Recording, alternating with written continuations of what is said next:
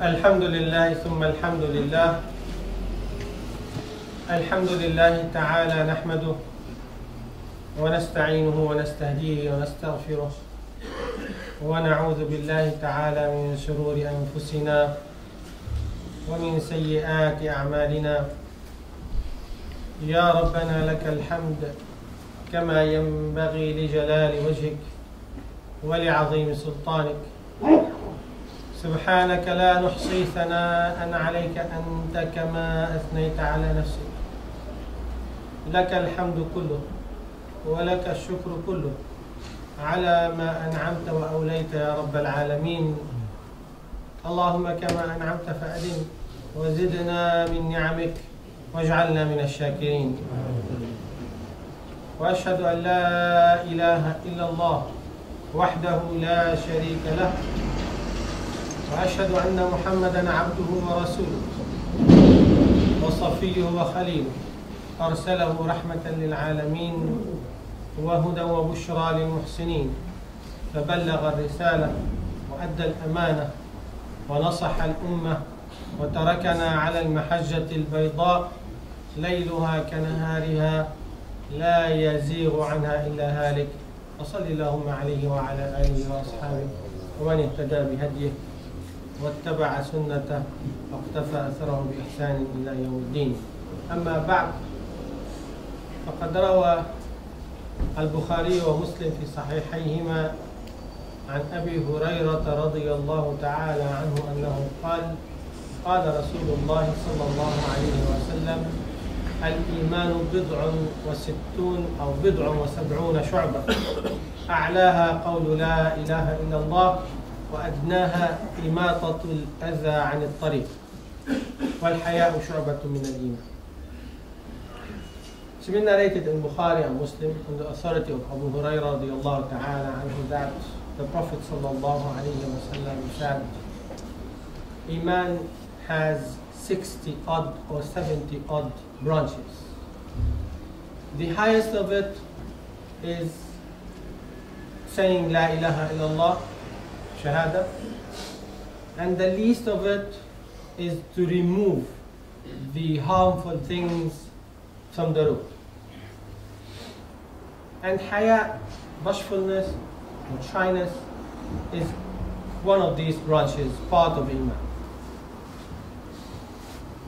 In this very hadith, we see that the Prophet ﷺ is mentioning that Iman has many branches, and he's giving us an overview of the branches of Iman.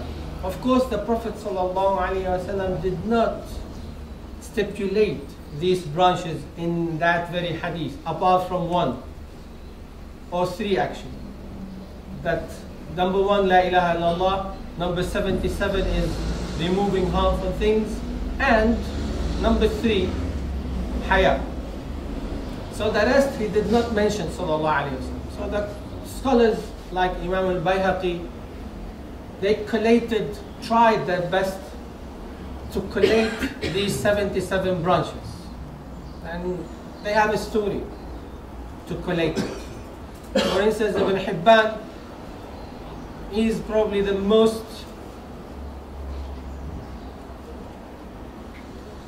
professional in his collection. So there are many trials before Ibn Hibban, but Ibn Hibban, he cracked it, if you want. First, they went through the verses of the Quran to see what are these verses which classify something as a branch of Iman. They collated these verses. And they went through the hadith as well. There's Ibn Hibban and Bayhaqi and Ibn Hajar al-Asqalani as well, all muhaddith and many others. They went through the hadith of the Prophet ﷺ to collate what can be classified as a branch of Iman. They put it together, it was too many, beyond 77. They tried to put it together and see the repetition and then delete, and then it became around 60 something. They said that's it, and this is what the hadith is alluding to. And Imam al-Bayhaqi took this collection and he composed a huge book, 7 volumes, called Shu'ab al-Iman. You can find it available online, offline, what have you. Imam al-Qazwini, rahimahullah, he summarized the book in one short volume, Mukhtasar Shu'ab al-Iman, Imam al-Qazwini. And it is available, you can go through it. It's like the index actually.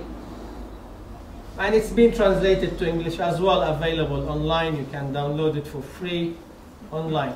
Not a pirate copy, of course, but it is open, free, online. You can benefit from it. I'm mentioning this because this is something we see always in the Sunnah of the Prophet ﷺ. What is that? He's always ﷺ giving an overview. For instance, Buni al-Islam ala khams. Islam has been built on 5. And this is the way of education. Simplifying things, giving an overview, the bird's eye view, just to allow you to see the main things and then not to be consumed in the details first.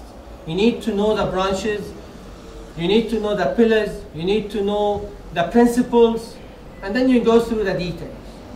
Don't be consumed by the details first without knowing the main and major principles.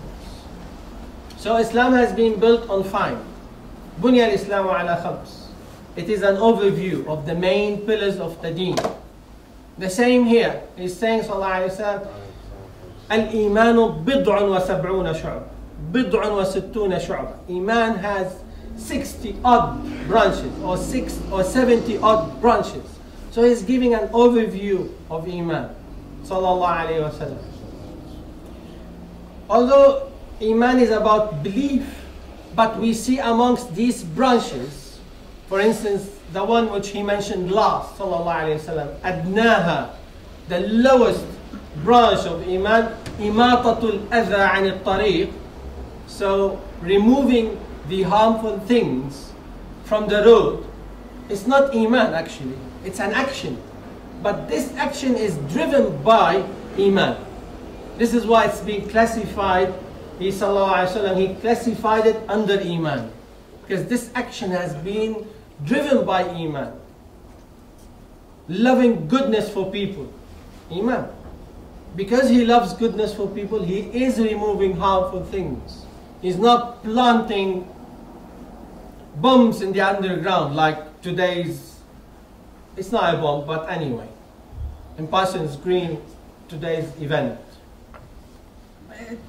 Always the fingers has to go to be pointed to the Muslims. A terrorist attack, we've seen in the news, it's a small bucket, I don't know what's inside it, and some burning, some stuff. Wrong, I'm not saying this is right, but just very quickly, a terrorist attack. Calm down. People need to be informed, but not in this way. Call it a terrorist attack. It's too early, to be honest. But nevertheless, the Prophet ﷺ, he is defining the Muslim by saying, Al-Muslimu man salima an-nasu min lisanihi wa yadihi. The definition of the Muslim is the one whom the people are safe from his tongue, from his hand. Means he's not insulting anyone, he's not harming anyone in his tongue, neither is harming anyone in his hand, in his own action. This is the definition of the Muslim. So going back to the prophetic style in teaching, Prophet ﷺ, he is teaching the Ummah through the principles. Of course, for those who are specializing, they need to go through the details and the details of the details, but this is not everyone's cup of tea. It's not everyone's speciality. So we need to know the overall picture. And one of these things, for instance, we have the mainstreams. In Islam we have mainstreams, kulliyat. So mainstreams, main principles. Nabadi amma, for instance. Like justice, adala, like haqq, truth, like truthfulness, sidq, like fulfilling your promises, al-wafa. These are main principles. The Prophet ﷺ, he mentioned this many times. The Quran mentioned this many times. So we need to have an overview as well, not only on the Iman branches and the practices.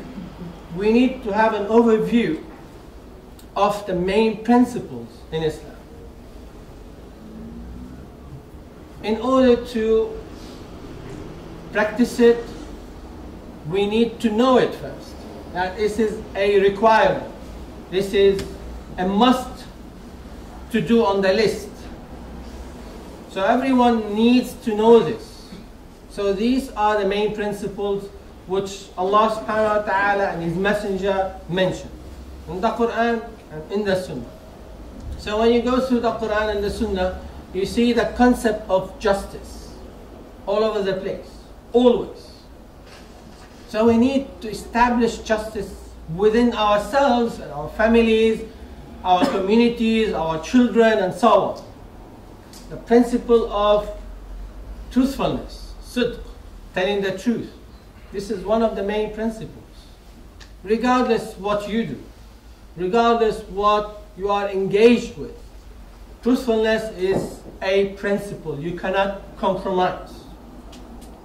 Fulfilling your promises, it's a principle you cannot compromise.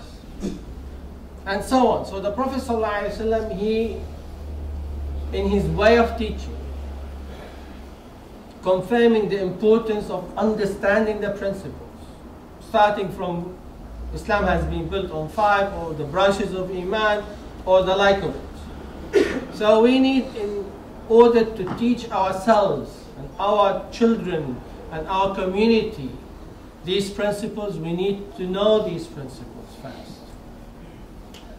So the principles of our faith, of our religion, are many, but we need to bring it together and teach it to our children. So starting with Tawheed of Allah subhanahu wa ta'ala, Iman, going to establishing justice. And for instance, you see amongst the 7 categories which Allah will give the shade of the throne on the Day of Judgment, number 1, Imamun Adil. You see the importance of justice. A just ruler is number 1, who will be given the shade of the throne of Allah on the Day of Judgment. But where are they? We barely can see any, to be honest with you. I don't want to go into politics, but nevertheless, we have to tell the truth. So Imamun Adil is the importance of justice in our life. Train ourselves to be just and to deliver justice.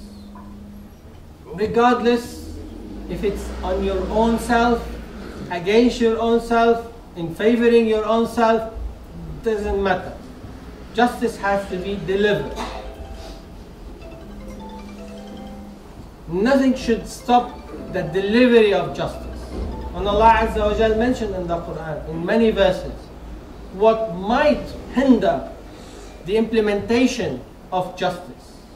In Surah An-Nisa, Allah mentioned this, subhanahu wa ta'ala. It might be كُونُوا قَوَّامِينَ بِالْقِسْطِ شُهَدَاء. So be amongst those who are establishing justice and witness for that. وَلَوْ عَلَىٰ أَنفُسِكُمْ. Even if it's against your own self. So you have to establish justice even if it's against your own self. So what might hinder the establishment of justice? A personal interest. Yeah, he's from my own group. He's my son. He's my neighbor. He's my friend. He's my I don't know what. Doesn't matter. Establishing justice has to be delivered.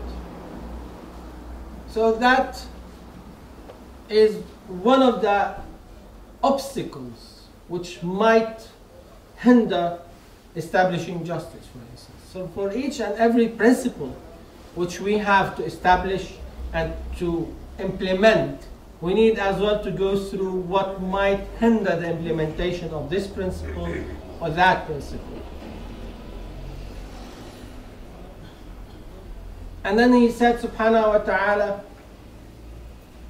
awil walidain, even if it's against your own parents, don't let your family stop you from delivering justice. Don't. I know it's difficult, but taste the bitterness of this difficulty in this dunya rather than tasting the severe punishment in the akhirah, God forbid. وَلَوْ عَلَى أَنفُسِكُمْ, even if it's against yourself or your parents. So this is what we call in Arabic uslub al-tadanni. So he's going from the descending style. It's not the ascending style. Taraqi is the ascending. The tadanni is the descending style. So he's going from your own self, parents, and then awil aqrabin, relatives. Because of your own relatives, you might be a bit loose in your delivery of justice. No. In one incident, a man came to the Prophet ﷺ and he has a complaint against the cousin of the Prophet ﷺ. As we know, water is a very valuable source.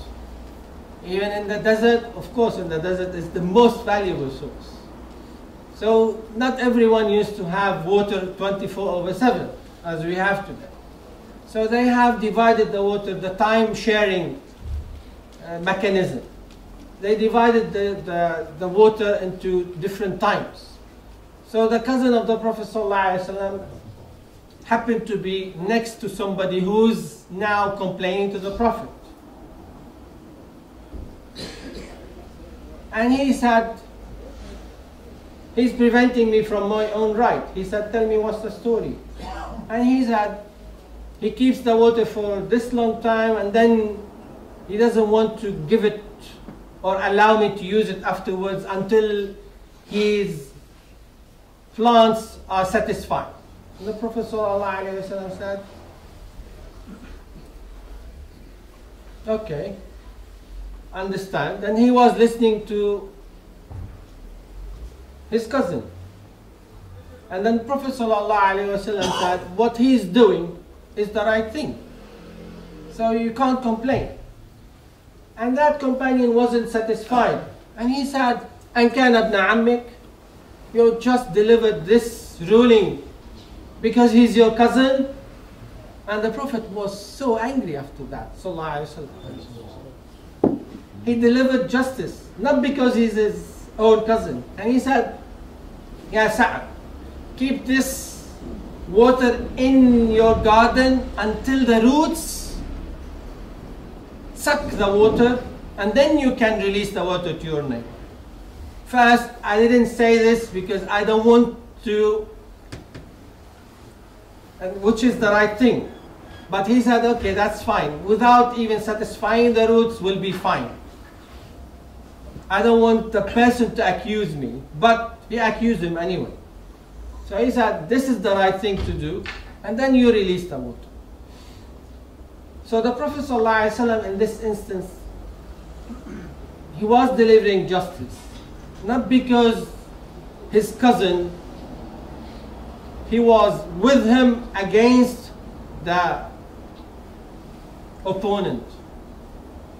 In fact, he favored the person who has a claim against his, to a certain extent, not in a way which he is ﷺ harming him.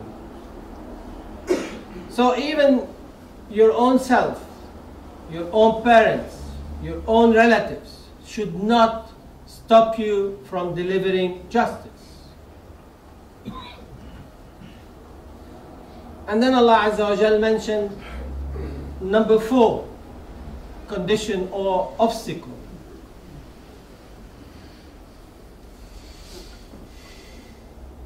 كان غنيا أو فقيرا. So if he was rich or poor, the class system which we have unfortunately in our community and everywhere, it's not an exclusive property for the Muslims. Everywhere we have this class system, but somewhere you might see it very obvious, somewhere it's under the table. It is there anywhere.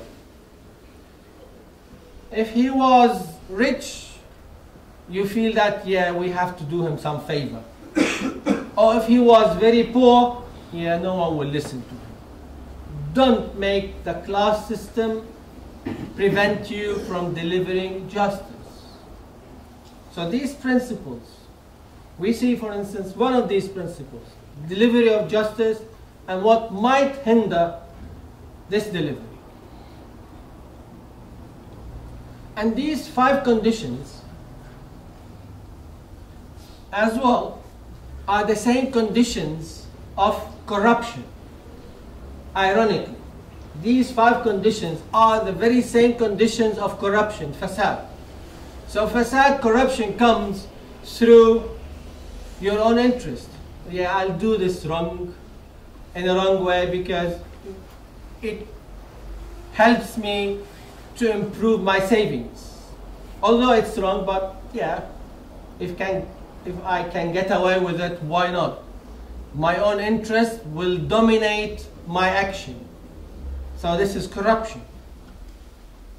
Or you might do this favor to your parents, although it might be something wrong, but yeah, it's a favor to my parents. Corruption. Or relatives, the same. Or for somebody who is rich, I'll do him his favor, he'll do me something else. Yes? I came across some cases in the court. They offered the judge, of course not directly, indirectly, a new flat in a new building. Just a gift, ya akhi. The Prophet ﷺ accepted gifts, and that judge accepted that gift. And he ruled in favor of that person. And then they discovered later on, and he went into persecution and what have you. But the story is, somebody might go into corruption because his own interest. Might in favor the rich because they might do him some favors. Or he might ignore the delivery of justice as it should be delivered because that person is poor, helpless, hopeless, and what have you. Who cares about him? So he will just deliver oppression instead of justice. So we need to be careful. So Allah subhanahu wa ta'ala, when He mentioned these principles in the Quran, when the Prophet ﷺ promoted these principles like justice and haqq and truth and sidq and wafa, fulfilling the promises, all these principles has obstacles. So it's good to know them first, the principles, to apply them, and it's as well good to know these obstacles which might prevent us from the delivery of these principles. So we ask Allah subhanahu wa ta'ala to enable us to stick to these principles, to deliver these principles, and to be amongst those whom Allah Azza wa Jal has given them satisfaction and strength to be with the truth wherever they are. Ameen. Alhamdulillah wa kafa, wa salatu wa salamu ala al-nabiy al-Mustafa wa ala alihi wa sahbihi wa man bi'ahdihi wa fa. It's very difficult to see and to hear every day what's going on in the Muslim world. And not only in the Muslim world, in the world in general. atrocities everywhere, calamities everywhere, tests everywhere. And you never know, for instance, just last week we've seen hurricanes in different parts of the world, just sweeping cities and sweeping villages, and people just woke up with nothing. They used to have a house, they have nothing. And Muslims in Myanmar, they used to have some humble houses, it's been burnt, they have nothing. So the tests and the calamities are over the place. Let alone Syria, Iraq, Yemen, Libya, and I lost count. All over the place. And we never know. Those who went to the underground today, Parsons Green for instance, some of them, of course, alhamdulillah, we have no casualties, no fatalities, nothing. Few injuries and minor injuries. You never know, it might have been worse than that. They might have lost their lives. So the point is, you never know when death will knock on your door. So be prepared. This is what we need to do, to be honest. Today we have the opportunity to pray Jumu'ah, alhamdulillah. You never know. We might not witness the next Jumu'ah. Who knows? Allahu A'lam. So we need to be prepared for that. And the moment we open our eyes in the very morning, we say, Alhamdulillah alladhi ahyana ba'dama amatana wa ilayhi an-nushur. Praise be to Allah who gave us life after death, and to Him we will return. We remind ourselves every day, but sometimes, unfortunately, it's a robotic dua. So we tend to forget sometimes the meaning of this very dua in the morning. وَإِلَيْهِ النُّشُورِ. To Allah we shall return, definitely. This is the undefeatable fact. No one can argue with this fact. Whether they are believers or not, they will die. So we ask Allah Azza wa Jal to make us all prepared for that very moment. اللهم إنا نسألك العفو والعافية والمعافاة الدائمة في الدين والدنيا والآخرة. اللهم اجعلنا من الذين يحبون لقاءك. اللهم اجعلنا من الذين يحبون لقاءك.